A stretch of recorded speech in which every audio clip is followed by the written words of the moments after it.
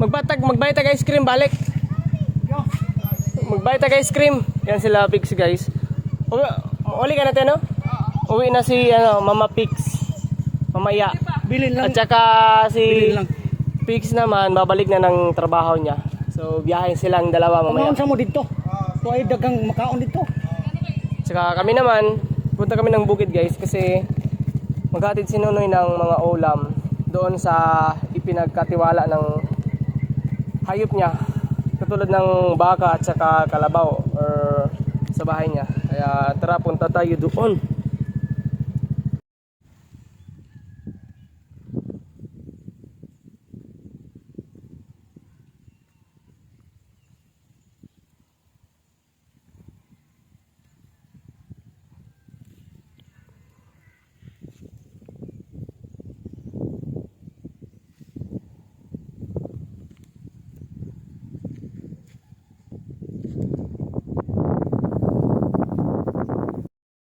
Yan. So, ayan mga boss. Sa wakas, nakabalik na rin tayo dito sa bukid. Saka, yun.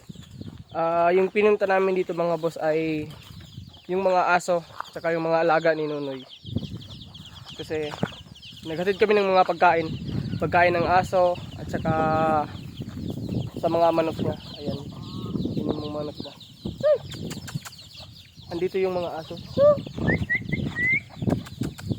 Ayan. Bali, tatlo na lang sila. Tatlo na lang yung aso dito mga boss. Ayan. Ito yung mga paboritong aso ni Ate Cha. Yan, dinalhan namin ng pagkain. Choy! Yun yung isa, mga boss. Hindi lumalapit. Choy! Ayan. Yan. Ito naman yung mga manok ni Nonoy Turoy. At saka sa mga nagtatanong mga boss. Ayan. Sa mga nagtatanong mga boss kung kumusta na yung itinanim namin dati. Ayan. So ito yung nabili ni Ate Cha na bamboo. Ayan, tignan nyo. Ano to, nasa 15k. Iwan ko kung ilang piraso mga boss, pero tignan nyo naman. Ayan. Ano siya na dito namatay na yung iba. Yan. Saka ito naman yung buhay, bali 2 piraso lang yung nabuhay. Ayan, ito yung isa. Yan, gilagay natin to mamaya. Ayan. Saka yung iba naman mga boss, yung Madre de Agua, papakita ko rin sa inyo kasi yung plano ni Ate Cha sa Madre de Agua, mag ano siya ng kambing. Mag-aalaga siya ng kambing at saka pabo. Yan yung sinabi niya sa akin nung nandito pa kami sa bukid. At saka nung mga araw na itinanim namin yung mga Madre de Agua. So tingnan natin kung kumusta na ba yung mga tanim na itinanim namin dati. Yan, so pakainin ko muna yung mga manok mga boss kasi nagugutom na siguro to. Ayan, ang daming sisiw.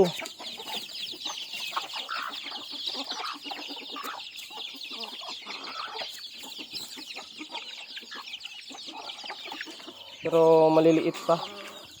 Yan. Ang daming manok ni Nonoy pero maliliit pa.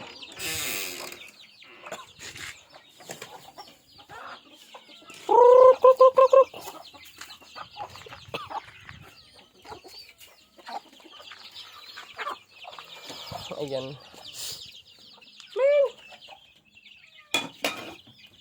May pusa dito mga boss. Ming, ming, ming, ming, ming, ming. Ming. Ay. Yan yung pusa. Ayan.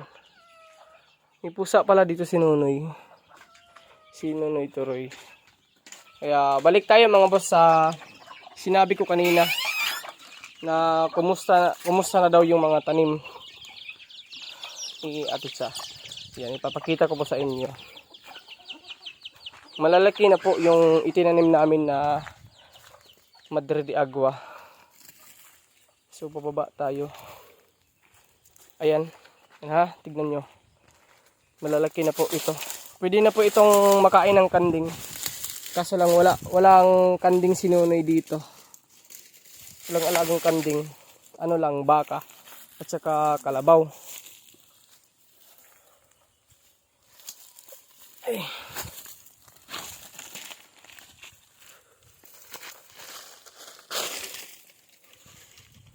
Ayan. Ito po yung sinasabi ko sa inyo na itinanim namin. Ito yung last na itinanim namin dito sa bukid. Dito sa lupa ni Ate Cha. Ayan. Bali, ano to mga boss? Madre de Agua. Ayan. Malambot lang po yung dahon niya.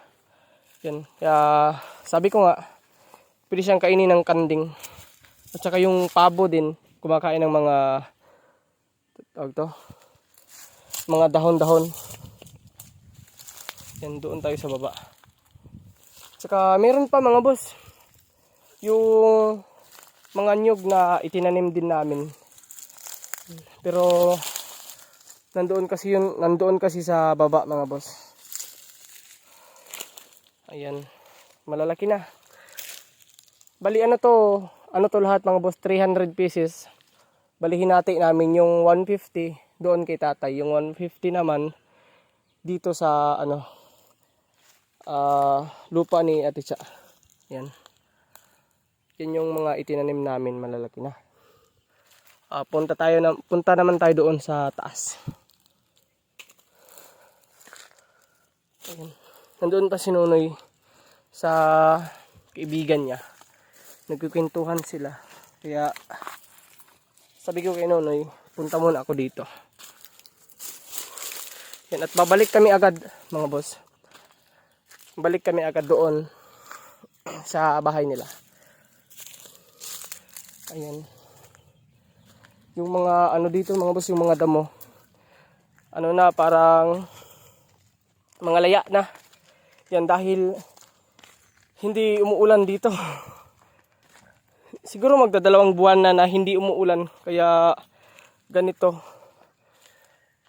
yung mga damo dito sa bukid. At saka mahirap daw sabi ni Nonoy kasi nahihirapan siya kasi yung alaga niyang baka at saka kalabaw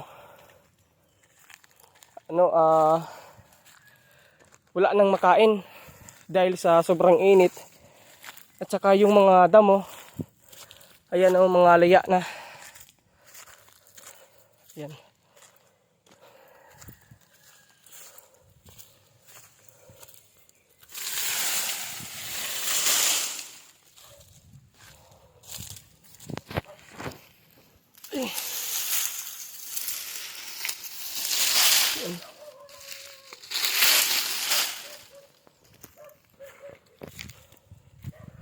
Ayan, ito yung bahay niya. Tsaka yung greenhouse. Ayan. Pero alam niyo mga boss, kapag makatapos na si Maril sa senior high, baka madalas akong pumunta dito. Kasi uuwi si Maril. Ayan. Ito yung greenhouse niya. Tsaka yung mga Christmas light.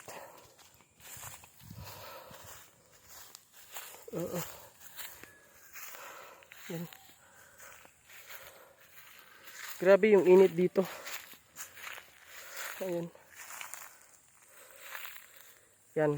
Ayun. So, ito naman yung mga nyug mga boss. Ay, pagkita ko sa inyo.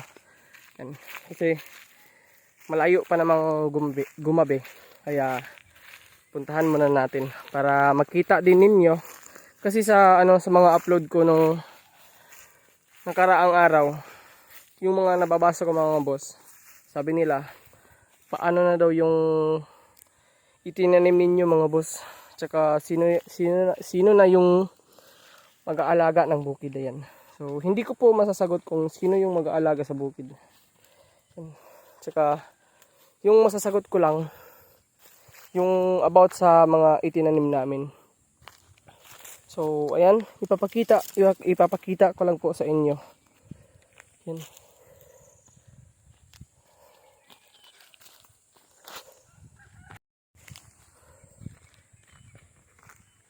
Yan, grabe yung init. Mag-ano na dito mga boss. 20 minutes bago mag alas 5 ng hapon. Pero tignan nyo naman. Tirik na tirik pa yung araw. Kasi nasa ano kasi tayo, nasa mataas na part ng bukid. Kaya ganito, mainit. Again, makikita nyo kaagad yung mga itinanim namin. Ito mga boss, yan. Itinanim namin to. Yan. Ano na, laya na. Laya na yung mga dahon. Ano yan mga boss? Mangga. Mangga. Tsaka ito naman yung mga dwarf na nyog. Yan. Tsaka ito. Yan. Punta din tayo doon sa baba. Ayan. Yan mga dwarf yan. Madami to. Nasa ano to mga boss? Nasa 56 pieces.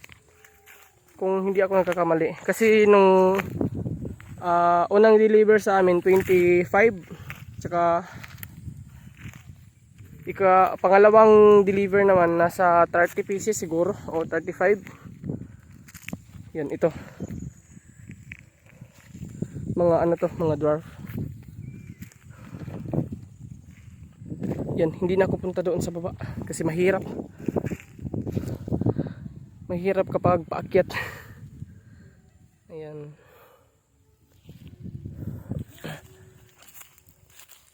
So doon tayo mga boss. Yan, yung mga gilid nito mga boss, may mga mangga. Yan, nagtanim kami ng mga mangga. Saka iba-ibang tanim. At meron pang kalamansi. Yan, uy. Yan, pasensya na po kayo sa camera natin. Kasi yung iba mga boss, yung iba nagagalit sila kapag malikot yung camera kasi nakakahilo daw. Pero totoo naman talaga. Wala tayong magagawa. Kasi nasa cellphone na natin yun. Ayan, mangga. Mangga. Tignan nyo yung lupa dito mga boss. Sa sobrang init. Saka walang ulan. Tignan nyo oh. Oh. Tignan nyo yung lupa.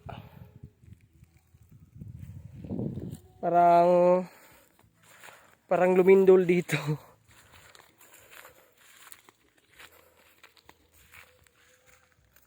Yan mangga. Meron pa doon sa taas.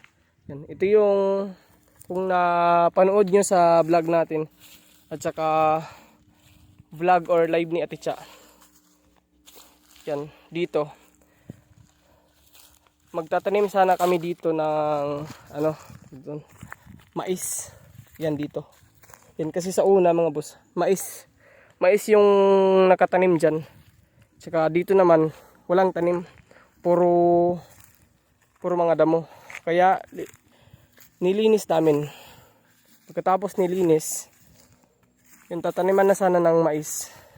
Kaso lang, umano kami mga boss, pumunta na si Ate Cha sa baba.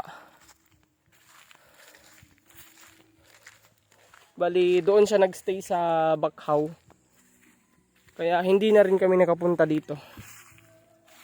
Ayan. Yan, hindi ko alam kung saan nakalagay yung ano ni Nonoy. Yung baka at saka kalabaw. So balik tayo doon sa taas. Pero dito tayo dadaan. Titignan natin yung ibang tanim. Ibang tanim.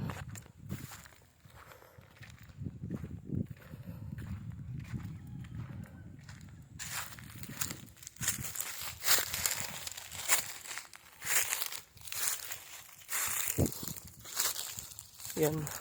Siguro sa mga susunod na araw, doon tayo kay tatay kasi ako yung maghahatid kay tatay tsaka kay Nonoy dito pagbalik nila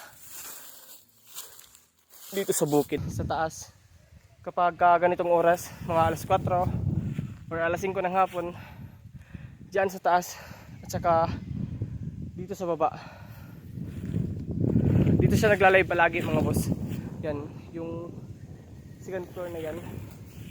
Tsaka diyan din siya natutulog, yung greenhouse. Yan, paggabi naman, nandito naman tayo.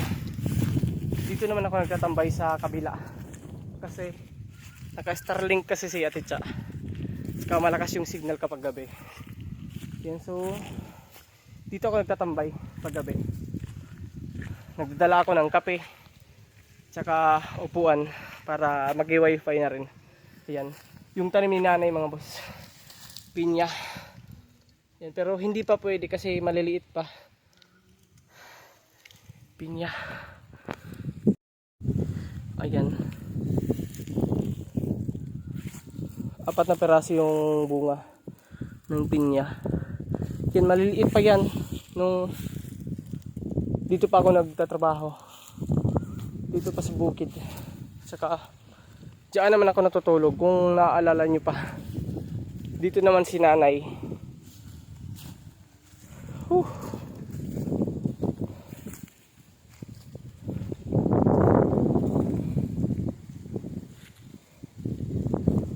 Yan.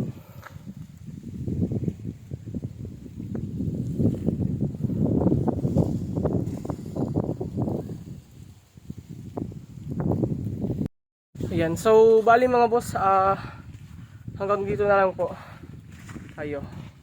Ayan, so kailangan na po namin bumalik kasi baka maabutan pa kami ng gabi. Ayan. Tsaka si Nunoy kasi kapag may nakikita siyang kaibigan, dumadaan kami, humihinto talaga. Yan, nagkikwentuhan. Yan. Kaya ayun, maraming salamat po sa walang sawang suporta. At saka sa sa mga nagtatanong about sa itinanim namin. Yun, so naipakita ko na po sa inyo. Hindi po lahat ng buhay gawa nga ng mainit at saka walang ulan dito sa bukid. Yan. Mainit. So babalik pa rin naman tayo dito sa sa mga susunod na mga araw. So yun, maraming salamat po.